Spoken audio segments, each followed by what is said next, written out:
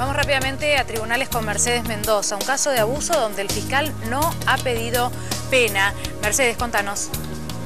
Muchas gracias, Daniela. Exactamente, una historia que comienza en el año 2009, cuando Feliciana decide justamente separarse, dejar el hogar junto a sus dos hijas. Presenta en ese momento, en el año 2009, la primera denuncia que se trataba de violencia de género, pero no es hasta meses más tarde justamente que su hija, su pequeña de 4 años en ese momento, decide contarle qué era lo que sucedía. Estamos en estos momentos con Feliciana para que empezar la historia desde el principio. En el año 2010, tu hija más grande es que te empieza a contar qué era lo que sucedía con su padre. Sí, exacto. En abril de 2010 yo empiezo a ver varios cambios de conducta abruptos en mi hija. Después de 3 meses de no poder ver al progenitor, se realiza la revinculación y es donde yo veo estos cambios de conducta abruptos en ella. Más o menos, bueno, el 29 de abril es que ella decide relatar los hechos abusivos que vivió por parte de esta persona. Y al día siguiente yo realizo la denuncia penal correspondiente. Bueno, fueron 5 años de instrucción, de idas y venidas al cuerpo médico forense, de psicólogos, psiquiatras, camino muy largo y muy difícil. Pero bueno, la intención era que escuchen la voz de mi hija, por supuesto. Ahora, durante 5 años, como le decís vos, no perdés la esperanza de que en algún momento llegue la justicia, pero lo sorprendente fue hace poquito. Exactamente, una como mamá escucha a su hija, por supuesto que le cree, porque los niños y niñas no mienten con situaciones que no conocen, no pueden describir situaciones que no conocen, como una situación de abuso sexual. Y uno cree que denuncia, se investiga, se condena al culpable y se terminó un poco la historia, ¿no?, en cuanto al sistema judicial. En este caso está pasando lo contrario, llegamos a juicio oral. Y el 3 de julio fueron los alegatos y el fiscal, que es el doctor Juan José Sirimoldi, decidió pedir la absolución del imputado, a pesar de haber pruebas que confirman el abuso sexual que sufrió mi hija, pruebas confirmadas por una perito muy prestigiosa del cuerpo médico forense, que es la doctora Virginia Berlin-Enbló. Javier, Daniela, no sé si tienen alguna consulta, Feliciana ya los está escuchando. Feliciana, ¿por qué? Buenos días. Bueno, aquí Javier Díaz y Daniela Ballester la saludamos. Primero que nada, ¿por qué el fiscal que pide la absolución? ¿Qué es lo que él argumenta? Bueno, el fiscal se basó básicamente en la declaración testimonial de los testigos que presentó la defensa. Lejos de apuntar sobre los 3 peritos del cuerpo médico forense que vieron a mi hija, apuntó sobre los testigos de la defensa, que por supuesto no se encargaron más que hablar mal de mí en ningún momento del caso denunciado, ¿no? Automáticamente me transformé de víctima a victimaria en este juicio. La señalada fui yo y no el imputado. Y bueno, para el fiscal fue muy importante la palabra de los testigos que presentó la defensa, que solo se encargaron de comentar cómo eran mis relaciones sexuales con un primer novio, comentar si yo era sucia o no, si era prostituta, si era una depravada sexual. A esto apuntó, los testigos de la defensa apuntaron a esto, lo cual es lógico porque, bueno, son testigos de la defensa, yo no juzgo eso. Sí, por supuesto, juzgo el actuar del fiscal Sirimoldi, porque es quien debe velar por los derechos de mi hija, y no escucho la palabra de mi hija ni la palabra de los peritos que vieron a mi nena. Pero Feliciana, una pregunta, porque si no fue esta persona que está siendo juzgada, alguien abusó de su hija, porque si detectaron que hubo abuso y ella misma lo relata, alguien tiene que haber sido. ¿Quién puede haber sido si no fue él? No, en realidad, aparentemente para este fiscal no fue nadie. Fueron inventos míos. A ver, no lo nombra, pero está haciendo alusión al síndrome de alienación parental, inexistente e ilegal. ¿Pero no hay una pericia? Sí, hay 3 pericias hechas sobre mi hija. ¿Y qué dijeron? Hay una pericia que confirma con contundencia que el abuso sexual fue cometido por parte del progenitor. ¿Y se argumenta, o la Fiscalía argumenta que estas pericias pueden ser falsas o simplemente no se expresa al respecto de esto? No se expresa respecto de las pericias. Sí. Yo me pregunto, Feliciana, ¿cómo es que además se lleva adelante un proceso que dura tanto tiempo, que dura 5 años, en el que entiendo que una menor uno descarta, ¿no?, que no está mintiendo, que no tiene por qué mentir? Pero ¿cómo se lleva adelante un proceso tan largo si es que no hay pruebas, ¿no? Porque si no hubiera habido ningún tipo de prueba, no se hubiera iniciado el proceso y no se hubiera llegado a esta instancia también, ¿no? Exacto, no hubiéramos todo llegado lo a que esto juicio implica oral, de lo en primer psicológico lugar. para ella, para toda la familia. Sí, a ver, por algo se llevó a juicio oral, en primer lugar. Respecto al otro punto que me preguntas, por supuesto que es muy desgastante, es una revictimización constante para mi hija, para mis hijas, tengo otra nena también. Es un proceso muy largo y muy desgastante y ahora estamos siendo nuevamente víctimas ahora del doctor Girimoldi. ¿Qué edad tiene tu hija? La mayor tiene 9 años actualmente. La chiquita que habría sufrido abuso, me estás diciendo, ¿sí? Sí. Correcto. Sí. ¿Qué dice ella por estos días, por estas horas? Porque la debe ver a la mamá nerviosa y preocupada. Sí, por supuesto, ella está en tema, pregunta, se le da la información medida, por supuesto. Pero sí, se dan cuenta, son muy perceptivas. Ella hace una semana me dijo, mamá, quiero que el juez me escuche porque necesito que me crean. Sí, claro. Y es que Ella está pidiendo que le crean, sí. Nada más inocente que eso. Esto habría sucedido a los 4 años de ella, ¿no? ¿Ustedes en ese momento... A los 4 años sí, relató. ¿Se encontraban juntos todavía? No, ya estábamos separados, ya había una denuncia por violencia de género, que yo le había hecho en el mes de agosto de 2009. Le ponen una medida cautelar de prohibición de acercamiento, que vence en diciembre de 2009. Ahí es donde él se revincula con mis hijas, y en abril de 2010 es que la nena relata. Y esto sucede en el contexto, imagino, de alguna visita o algún momento en el que ella se queda en la casa de su padre. Sí, según el relato de ella, sí. Sí, en la casa donde vivía el progenitor en ese momento.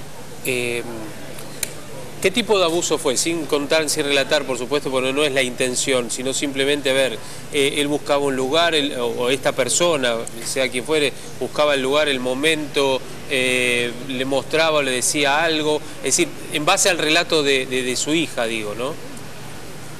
Sí, bueno, según, por todo lo que me ha contado ella, ha sido muy amenazada. Una amenaza muy constante era, si vos contás esto, papá va a ir a la cárcel. Y bueno, ella con 4 años lo quería su papá y no quería que vaya a la cárcel. Quería protegerlo. Otra de las amenazas era, si vos contás esto nadie te va a creer y te vas a quedar sola, mamá te va a dejar. Bueno, amenazas de muchos tipos. Si vos no me dejás, se lo hago a tu hermana, era otra de las amenazas muy recurrentes. Feliciana, la verdad es que no puedo dejar de ver el cartel que está a la izquierda, ¿no? Que dice, bueno, un montón de calificativos, pero jamás pedófila, como si usted tuviera que explicar cuando hay otra persona que es la señalada, ¿no? Por lo menos por la justicia en este momento. Si tuviera que explicar cuáles son sus características de vida o como mujer, ¿no? Me parece terrible, pero además también es terrible pensar en lo que ha pasado su hija durante estos 5 años. ¿Cómo ha sido transitar todo este proceso con ella? Además, imagino que sufriendo las secuelas, ¿no? Y las consecuencias de lo que le pasó, además de las tareas periciales que hubo que realizar, tal vez cómo fue el contacto con este hombre durante estos últimos 5 años, si ha tenido que volver a enfrentarse a él. Legalmente no, él tiene una prohibición de acercamiento que está vigente hace ya más de 5 años. De todas maneras, este señor la ha incumplido en cantidad de veces. Se ha acercado, apareció en la puerta de nuestra casa. En un parque, estábamos con las nenas un día jugando las 3 y bueno, este hombre apareció, lo vio mi hija menor, se acercó, yo pude sacarle algunas fotos, quiso sacarme el celular, quiso agarrar a las nenas. Estas situaciones llegaron a un punto que fueron muy constantes, a tal punto que hubo un verano que mis hijas estuvieron 3 meses encerradas en las vacaciones. No querían salir ni siquiera a comprar porque tenían miedo que aparezca él. Yo creo que recién ahora están un poco más tranquilas con esto de salir a la calle porque van creciendo y van logrando sumar un poquito más de fuerzas. Sí. ¿Usted piensa que el tribunal va a revertir esa idea o ese pedido de no condena por parte del fiscal? ¿Cree que esto va a ocurrir o cree que en realidad van a seguir en la línea del fiscal, que es no acusar al imputado o al procesado?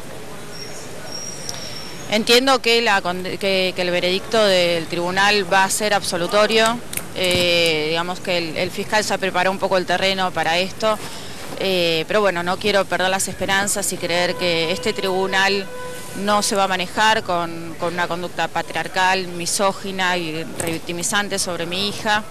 Claro. Quiero confiar en que el tribunal va a escuchar la voz de mi hija, que con 4 años y con toda su valentía se animó a hablar. Y creo también que quiero confiar en que también van a escuchar los peritos que estuvieron transitando por las audiencias. ¿A qué hora va a ser el veredicto, en este caso? ¿A qué hora está previsto? A las 10 de la mañana. 10 de la mañana. ¿Su hija va al colegio? ¿Sigue yendo al colegio? Sí. ¿Y qué pasa en la escuela? ¿Saben las maestras de este tema? ¿Hay algún tipo de contención para con ella también? Sí, en el colegio están al tanto desde el momento que sucedió y toda la institución las contiene a las dos. ¿Cómo son los días de ella? Digamos, ¿hay algún momento en el cual, yo me imagino en el comienzo, digamos, cuando tenía 5 años, a los 6 años, porque suele ocurrir con los chiquitos, sobre todo en este tipo de circunstancias, cómo son las noches, el tema de su sexualidad también? Hemos pasado en estos 5 años por muchas etapas. Te podría decir actualmente cómo son sus noches. Mi hija no puede dormir, tiene miedo a que no le crean. Su planteo es, mamá, no me van a creer, porque por supuesto yo le tuve que contar que la justicia muchas veces no es justa, porque no le puedo mentir. Y ella me dice, quiero que me escuchen. Sus noches son muy largas, le cuesta dormir porque está pensando todo el tiempo en lo que le sucedió, tiene muy vigente cada hecho que tuvo que sufrir por parte de su progenitor, y te podría decir que todas las noches ella se acuesta y me dice, mamá, estoy pensando en la cara de él, mamá, no puedo dormir, mamá, me acuerdo de todo lo que me hizo, ¿por qué me pasó a mí?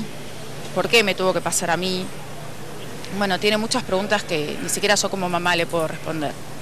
Feliciana, si yo entendí bien, hablabas de restricción de acercamiento hace más de 5 años. Entonces sí. Nosotros llegamos a la conclusión de que este abuso se cometió en un momento en el que ellos no debían tener contacto. No. Hubo una medida cautelar por 3 meses a raíz de la denuncia por violencia de género que yo hice. Hay una revinculación en diciembre de 2009. Y ahí comienzan unas visitas que se acordaron en el juzgado, y bueno, yo entiendo que los hechos sucedieron durante estas visitas y también estimo que antes por el relato de mi hija. La denuncia por violencia de género y este primer episodio, ¿fue tratado de la manera que correspondía? ¿Se le prestó la atención debida? ¿La ayudaron de la manera que correspondía? ¿O en realidad hizo falta algo más que podía evitar esta revinculación que derivó en el abuso? En su momento fue tratado bien. El tema es que bueno, la violencia era conmigo. Yo en ese momento hasta incluso pedía que la prohibición de acercamiento sea de él hacia conmigo, no hacia con las nenas, porque la violencia la sufría yo. Y bueno, en la oficina de violencia doméstica me indicaron que si esta persona era violenta conmigo, también lo era con mis hijas. Y bueno, se vence esta medida cautelar y retoman el contacto. Hasta ahí yo creo que sí, el manejo ha sido bueno. No después, ¿no? Porque esta medida, en abril por supuesto que se vuelve a instalar esta medida cautelar. Como comentaba antes, el señor innumerable cantidad de veces no cumplió con esta medida. Sin embargo, nadie hizo nada. Nos hemos pasado con mis hijas y yo en la comisaría, en fiscalías, haciendo denuncias, presentando fotos, y nada sirvió como para que ni siquiera le bajen un poco de línea a este hombre que no estaba cumpliendo con una medida otorgada por un juez. Sin decir dónde, ¿de qué trabaja el papá de la nena? Es decir, hoy quien está frente a los jueces como imputado. Es empleado de Cablevisión. Ahora, él no ha tenido desde cuánto tiempo hace contacto con usted o con ustedes antes del juicio, por supuesto. Y La última vez que apareció fue el Día del Padre del año pasado. ¿Dónde apareció? ¿En la casa?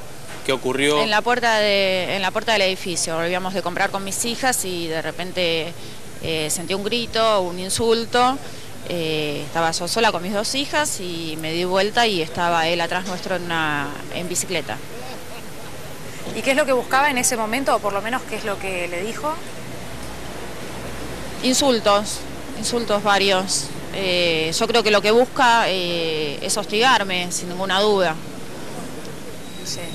¿Y cómo fue la mañana de hoy, Feliciana, en el momento en que tuvieron que levantarse, salir de casa, bueno, esperando una respuesta por parte de la justicia y, bueno, tal vez sabiendo que puede que una de las opciones, como le explicaba a su hija, sea que se respete el pedido de la Fiscalía y que este hombre no sea condenado? ¿Cómo fue el diálogo con su hija? ¿Qué fue lo que ella le dijo? Fue muy difícil, pero de todas maneras vamos a seguir para adelante. Mis 2 hijas son muy valientes y yo sé que no van a bajar los brazos. Cuesta muchísimo, tienen muchas recaídas, pero no nos van a frenar. Vamos a seguir pidiendo justicia por todos los caminos que tenga a mi alcance. Feliciana, ¿quiénes son las mujeres que la acompañan a usted allí con los carteles y demás? Son un montón de organizaciones de derechos humanos. Ajá. ¿Que han interpretado esto? ¿La acompaña su abogada también? ¿Está con usted? No he visto a mi abogado. Ajá. No sé si llegó ya al tribunal. Ajá. ¿Y estas mujeres que la acompañan a usted se acercó hacia ellas o ellas se acercaron hasta usted, viste, considerando lo que estaba pasando en el juicio? En realidad estamos en contacto hace muchos años, ¿no? Cuando yo empecé con todo este tema, con la denuncia y qué sé yo, realicé contacto con muchas mamás que están en situaciones similares. Sí. Casi todos los casos son de manual, casi siempre pasa lo mismo, la madre pasa a ser la loca y la que hace falsas denuncias para la justicia, ¿no? Y muchas veces también para la sociedad. Y bueno, entonces así es como hemos entablado relaciones con un montón de mamás víctimas, con un montón de sobrevivientes de abuso sexual infantil, un montón de organizaciones de derechos humanos que protegen los derechos de niños, niñas y adolescentes. Bueno, Feliciana, esperamos que obtengan la respuesta que esperan, ¿no?, por parte de la justicia, sobre todo porque uno imagina que salir de ahí en el día de hoy y tener que convivir con el miedo de que este hombre vuelva a su casa y además envalentonado, ¿no?, pensando que la justicia lo apoyó. Bueno, simplemente que se haga justicia, que suceda lo que tenga que suceder y muchísimas gracias por su testimonio. No, gracias a ustedes. Gracias. Gracias.